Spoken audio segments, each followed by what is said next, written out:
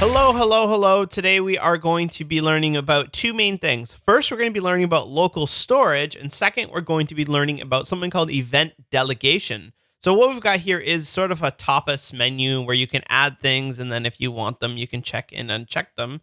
The cool thing where if you were to type in like taco, we'll say pork taco, hit enter, and then when I refresh the page, it's still there. And if I click on one of them to taco it or check it as normal people would do, you refresh, it's still going to be there. So that's going to be persisting our state with local storage.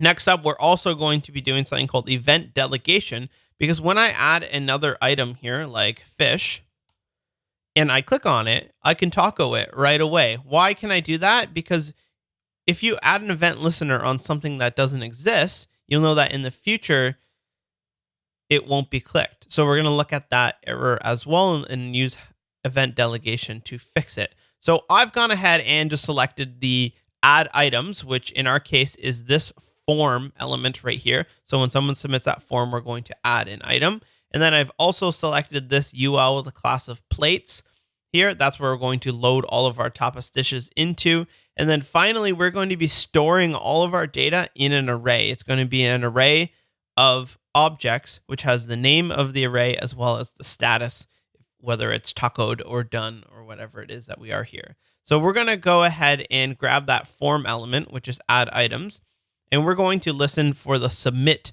event. Why do we listen for the submit event here? Because that's what we actually need. A lot of times people, they listen for a click on this button, but you want to listen for a submit when someone hits enter, when someone clicks a button, when some external thing submits it. We need to make sure that we're covering all our bases. And by listening to the submit event, it's much more. And by listening to the submit event, we cover all of our bases with that. So we're going to run a function called add item when somebody submits it. And we're going to create that function here. It's going to give us the event. And let's just console log hello. I'm going to open mine up here, and I'm going to go to the console here. Now, when I type in something like fish, you see that, oh, hello was quickly flashed there. Let me do it again. Oh, if you click on this button here, preserve log, you can see what's happening here.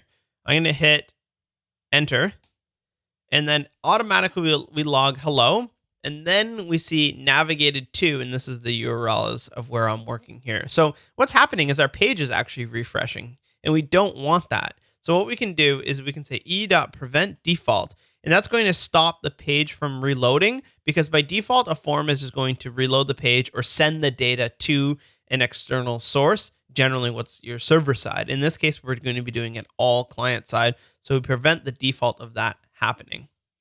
Now, when I type in something and submit that, we don't get anything. Why is that? Because nothing is happening. If I were to console log hello once more, say hello, we see hello in the thing, but the page does not reload.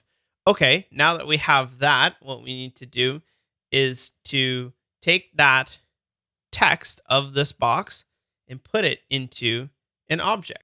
So first of all, we are going to make an item, and that item is going to have two. It's going to have text of item name. We'll replace that in a second. It's going to have a done state of false. So by default, it's not going to be checked or tacoed. Now, how do we get this text here? Well, we can do this. Const text equals, and we're going to first grab this input box, which has a name of item on it. So we could say document.querySelector, but we can also do this .querySelector. And why can we do that? Name equals item. Why can we do that? That's because this is going to be the actual form. That's the whole form tag. And then we'll look inside of that form tag for something that has a name attribute of item. And that's really helpful if you have multiple forms on a page. You don't just want to be globally selecting it. You want to narrow down your search inside of the one form that we're working with. So we've got that text. And if we were just to wrap that whole thing in parentheses, it's going to execute first. And we can call .value against it, because that's going to give us the input. And then input has a property called value, which is whatever the user has typed into it.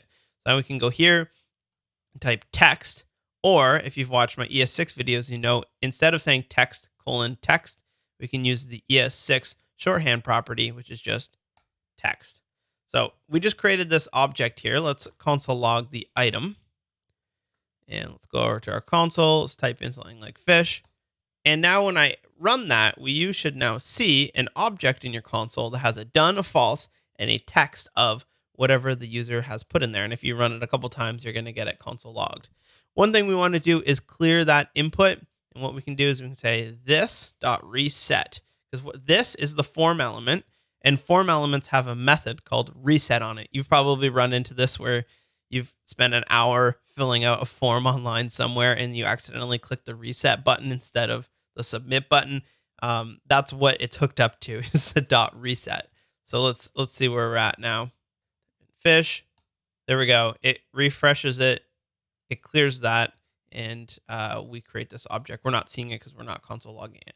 Now what we want to do is take that item here and put that into this items array. So what we do is we just say items.push item.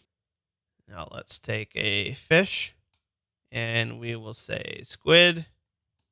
Now if we look at our items array, you see that we have object with two things in it.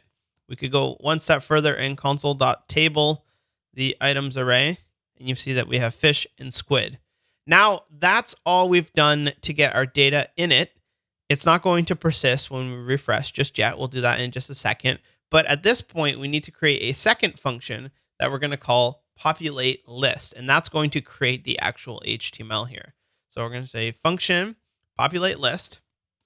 That populate list function needs two things. First of all, it needs a list of plates to populate. And we've stored that where? We stored that in our items array. So let me show you once more. If I type fish and look at our items array, you see that we have an array of things, which has a text of fish and done. So we need to pass in what that's going to be called.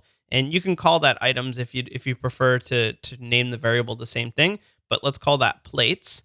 And we're going to set that to be a default of an empty object. And the reason why I do that is because if for some reason you forget to pass in something, it's not going to break your JavaScript. It's just going to loop over an array of nothing, and then your map function will work just fine. And then second of all, we need a place to put the HTML, and that's called the plates list. And we are going to pass in our items list. So why am I doing that? Why am I not just like reaching outside and grabbing the list of items and grabbing the place where we'll dump them? And that's because I want this populate list function to be a little bit more resilient, meaning that I could pass in any array of plates and any destination HTML element, and it will work. So if in the future I decide to have two different lists or two different menus, that would be fine. I could still use a single populate list function and just pass it a different array of items and a different HTML element to dump it. So we go inside of here and we take this plates array here, and we are going to map over it. So we have map, we take our item, or let's call it plate, singular, and then we have the index, and I'll show you why we need that in just a second. Now, from here, this is going to return some HTML, so we're going to use backticks, and the last thing we need to do is in front of this plates.map is we need to stick this either in a variable or directly into the HTML. So I'm going to say plates list inner HTML equals, and I'll show you what this does in just a second. So we're going to loop over every single item in our array, and that's just an object, and we're going to map, which again, a map will take in an array of like raw data and return an array of some other data. And in our case, we're going to take in the objects and return a string from each one. That's why we're using these backticks here. So we're going to give ourselves a list item. And then let's just take a label, and let's forget about all the stuff. Let's just get it working. We'll put plate.text inside of it. So, and then last thing we need to do is call a .join on here, because map is going to return an array when really, if we're setting inner HTML, we just need one big string. So this little .join on the end is going to take this array that map makes and turn it into one big string. So if we have 6 or 7 items, it's not going to give us an array with 6 strings. It's going to give us one huge string. So now if we take this populate list, we go back up here right before we run it, and we run populate list, we're going to pass it our list of items and our items list. Let's try it out. So if I type fish, fish and squid and tacos. And you see what's happening here is that every time we add an item, we are calling this populate list function, which is then going to create a list item with a label inside of it. And you can inspect this and see what we've got going on here. It's going to create a list item. One thing that I should say is this populate list function, every time we add an item, it's recreating the entire list. So if you are really worried about performance, in this case, it's not a big deal. It's very, very fast. But if you were doing this maybe every half a second or every second, or you had a bunch of animations, you would want to look at how do I update just that one list item that I have rather than re-render the entire list. And that's where something like React or Angular becomes really helpful because they're smart enough to know, okay, rather than just blowing away this entire unordered list and re-rendering the whole thing, let me just figure out what's the minimum HTML that I need to change on the page without having to change the rest of it. So we've got this label here, and above it, I'm going to have an input with the type of checkbox. We need a data-index, and I'll show you why that's helpful in just a few minutes. And we're going to set that to the index that we have here. We're going to have an ID, which is going to be item I, because that's going to be item 1, item 2, item 3, item 4. And here we need to go back to our label and hook that ID up. So we'll say item I, and that's how when you click on the label, the input will check itself. That's how we link the two. The ID and the 4 are exactly the same thing. And then finally, we need to know whether or not these items are going to be checked or not. Because when I re-render it, if it's already checked, if it has a done status, we need to put the checked attribute. So if I were to say checked, then all of them would automatically be checked. So if I add fish, see that has a checked state, but we have to look at the items. We have to look at the items in there, and the first one has a property of done. So if it has a property of done, put the checked attribute. Otherwise, we leave it off because you might know that you cannot say checked equals false. That will still make it. Watch. If I say checked equals false and I type in fish, it still checks it. If I say checked equals emoji poop, it's still checked. And that's because any existence of the property checked or the attribute checked will make it checked. So we need to create a ternary operator here where we say if the plate.done attribute is true, then we're going to put the checked. Otherwise, we're going to do nothing, which is just an empty string. Sometimes I thought to put null here, but the word null will actually show up in your HTML. So you need 2 blank strings. Let's see if anything's broken. Good. Fish is working. And then when I click it, it will check the taco on and off. If you're wondering how I did this custom thing here, if you take a look at the input box, you'll see that I've displayed none it. If I take that off, the input box is actually still there. I've just hidden it with CSS. And if we open up our CSS here, let's look for the tacos. Here we go. What we say is the plate input, the label before it has a blank sort of emoji that's just a square. But then when the input is checked, turn that content from a blank square into a taco. So you could really put anything you wanted here and it will turn it on and off. It's sort of a little trick that you can do to make it work. I think it looks a little bit better. And that's a way that you can still have your proper checkbox for data, but you can display them with whatever HTML, CSS that you want. So we've got that up and running. And every time I add a new item, it will add it to the list and I can check it and uncheck it. The other problem here is that when I refresh the page, that list is not persisting. So what we're going to do is we're going to be storing our data in local storage. Now, if you've never worked with local storage before, essentially how it works is that you have this object in your window called local storage, or object in the browser, sorry, called local storage. And if you open that up, this is just a list of things that have been saved to this domain. So this is only computer by computer, browser by browser, website by website basis, but you're able to save text to the browser, and then when you reload the page, you'll be able to grab this text out of it. So if you go to your application tab in Chrome DevTools, there's a whole bunch of stuff here. If you go to local storage and click on the domain that you're working on, in this case, I'm working locally, so it's just a file, you should see that there's a key of items and a value of something else. Now, you might see a whole bunch of other stuff here, depending if you've ever run other applications on your local host. And this is where I've stored the text of what we're going for and the property of done to false or true, et cetera, et cetera.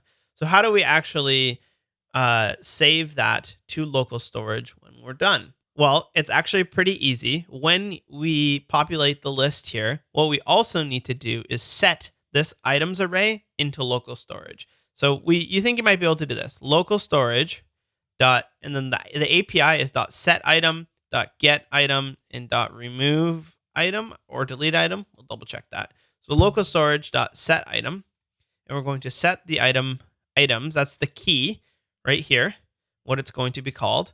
And then what are you going to set the data to? Well, you might just think, okay, I'll just pass items because that's my items array. Fish.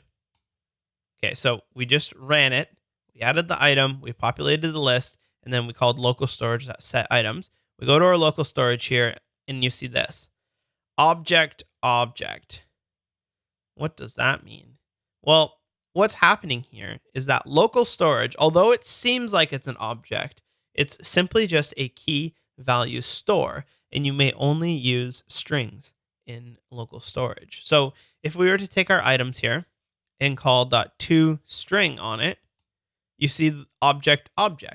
And what's happening is that when you try to put something other than a string into local storage, the browser goes, oh, I don't know how to handle this. Let me just convert it to a string, and let me just use the .toString method that exists on the number or the object or the array. In our case, it's an array. And what returns is the browser goes, object. And that's its representation. So we can't really do that because there's not actually an object here. It's just the word object. So what we actually need to do is stringify it before we convert it. So in the browser, we have this thing called json.stringify. And when you pass it your items, it's going to convert your objects and arrays into a JSON string equivalent. So we just need to wrap this sucker, json.parse items. And now when you add an item in here, fish, oh, unexpected token, at JSON. What is our problem? Oh, not parse, json.stringify. Parse is going to be the other way. Fish and tacos and yum. And now when you go to your application tab here, you see that this is now being stored. It looks like an array of objects, but it really is just text. And I can show you that because we can say local storage get items, and that is just a string. However, what you can do is you can wrap that thing in a json.parse, and that's going to then take it from the string and put it back into whatever it was initially. In this case, it's going to be an array of actual objects. So that's what we need to do on page load. We go down here, and when the page loads, the very last thing, we'll say populate list, and we can say items. But again, you don't know. Like, do we have to do json.parse? No, not here. We are going to say items and items list. But the items doesn't exist on page load. Remember, at the first thing we do up here is we create an empty object. So what we can do is we can say items equals json.parse local storage.get items or a blank array. And what that will do is it's going to try get it from local storage. And then if it isn't there, it's going to fall back to an empty array. And then on page load, before we do any of this stuff, our items is going to be populated. And then when we reach here, we can call our populate list just as we did right here. So if we refresh the page now, whoa, you see that our fish, tacos, and yum is now persisting. I can refresh all that I want, and the data is always going to be there. So real quick review of what we just did there. When we add an item, you put it into local storage, and you update your local storage every single time. And then on page load, what's going to happen is that we check if there is something in local storage, and then we fall back to an empty array. Now, I just want to make sure that that still works with nothing. So we can go to our application, file, click on this thing, and exit. And then when we refresh the page, you see that there is nothing there. So if I type in items, you see that it's fallen back to this square bracket, which is a blank array. Okay, good. We are in good shape. Next, what we need to do is persist the toggling of it. Because if you add in fish and tacos and yum, and you check one and refresh the page, that state is no longer handled. So what we need to do is create a new function called toggle done. And then we're going to pass the event there. Now, when will this function run? Let's go down here. You think that you would select each of the checkboxes right here, and then listen for either a change or a click event on those checkboxes. And then when that happens, you will go ahead and perform something. Now, let me show you a real quick example. If I said const checkboxes equals document.querySelector all, and I'm just gonna select every input on the page, and I'll say checkboxes dot for each input dot add event listener, click, and then when that runs, I'm just going to run a quick function here that will alert hi. Okay, what I did there, when I click on a checkbox, we should alert hi. So click it, and when I click one of them, it should alert hi, but it's not working. What's going on here? Well, if we look at our checkboxes array, there's two things in there. And it's this thing. Okay, so if I click on that, that works. If I click on add item, that works. So where are these three inputs? Why are they not showing up in my node list? And the problem that we've run into here is that when this code runs, when our event listener runs, when our selector runs, this doesn't exist yet. Why? Because we need to populate the list first. So you might think, okay, that's fine. Let's populate the list first. And let's take a look at our checkboxes array. Okay, look at, there's more. There they are. Okay, are we out? Now if I click on one of these, okay, now it's working. But what happens if I add an additional item like beer? Hello. It adds it. Okay, good. Now I'm going to click on this checkbox. It doesn't work. Does yum still work? No. None of these work now. What's happening is because these inputs here are created after we listen for them, they don't have event listeners attached to them. The whole idea behind event delegation is rather than listening for a click or a change on these checkboxes directly, what we do is we look for somebody who is going to be on the page at the time of listening. And if we look at our HTML here, you're going to see that that unordered list that holds everything, UL with a class of plates, that does exist. So what we're going to do is we're going to listen for a click on the plates, and then we're going to figure out, did they actually mean to click one of the inputs inside of it? So I always like to think of event delegation as very responsible parents, like UL with a class of plates, and very negligent children who don't necessarily hear any instructions from the parent. So what we're saying is, hey, plates, when your children inputs get clicked, can you please pass this click on to them? Rather than you handling the click directly, we're just telling you because you're the only one responsible here, so that when someone clicks it, if it's for one of your children, I don't know if they're your current children or you're going to make more children in the future, but if you make more in the future, make sure you tell them to handle this click. So you got to think of like responsible parent, negligent child who doesn't necessarily know what to do with the click, so the parent has to tell it what to do. So let's go back to this code here. We're going to delete these checkboxes here if you type that. We just want this populate list and add item event listener. And we are going to listen for the click on the unordered list, which is this items list right here. So we'll say items list, and just duplicate this. Items list at add event listener. We're going to listen for a click. And when that happens, we're going to toggle done. And then inside of here, I'm going to console log the E. Let's go back to our console here. Now let's click on one of these. Oh, okay. That's interesting. We're getting two different mouse event handlers. Let's click on this one right here. Whoa, what's going on here?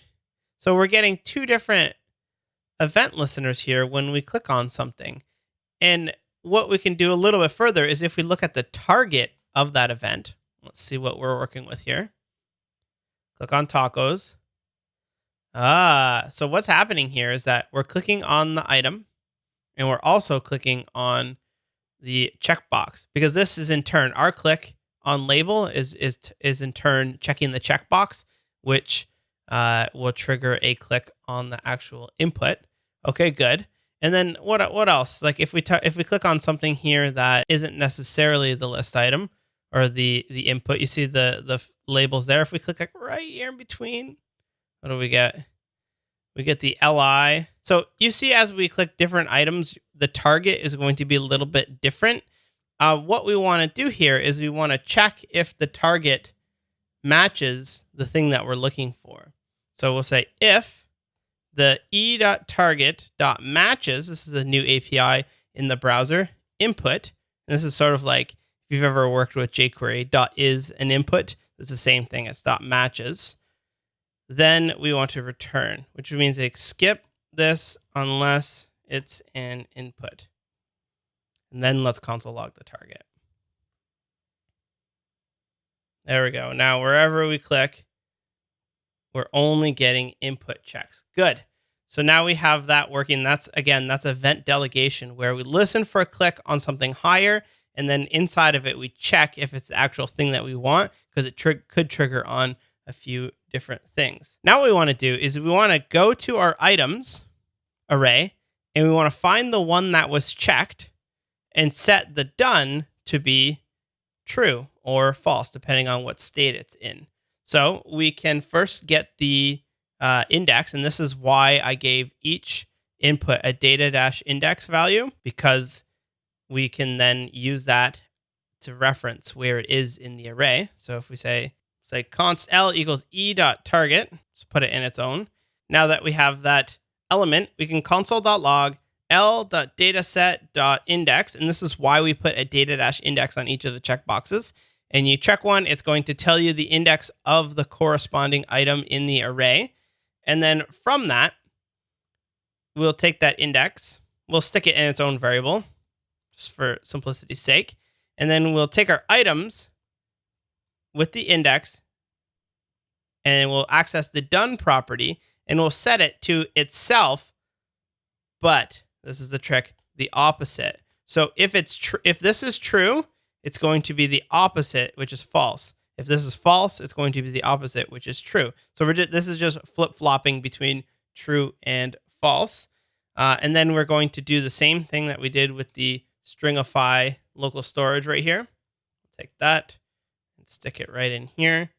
And then we will run populate list once more, which will update the actual visibility part on here. So we're going to change the property. We're going to store that in local storage, and we're going to visually update what's on our page. So now when we refresh tacos, and I should refresh the page now, tacos is always going to be true. Why? Because if we go to our application and we look at our local storage here, you should see that tacos is true and done is false. And if I were to just manually change this to false and the first one to true, and I refresh the page, you'll see now fish is checked and tacos. So we're just, every time we make a change, we are going to mirror that to local storage and then re-render the entire list. Or even better, if you can figure out how do I just re-render that, just that one, that's even better. So that's it for today's. What I will now challenge you to do is make a button right here that says clear all or check all or uncheck all. And when you click that delete button, it'll delete all of them. When you click check all, it will make them all checked. And when you click uncheck all, it will uncheck all of them and mirror it to local storage as well as rerun this populate list. Thanks a lot, and I'll see you in the next one.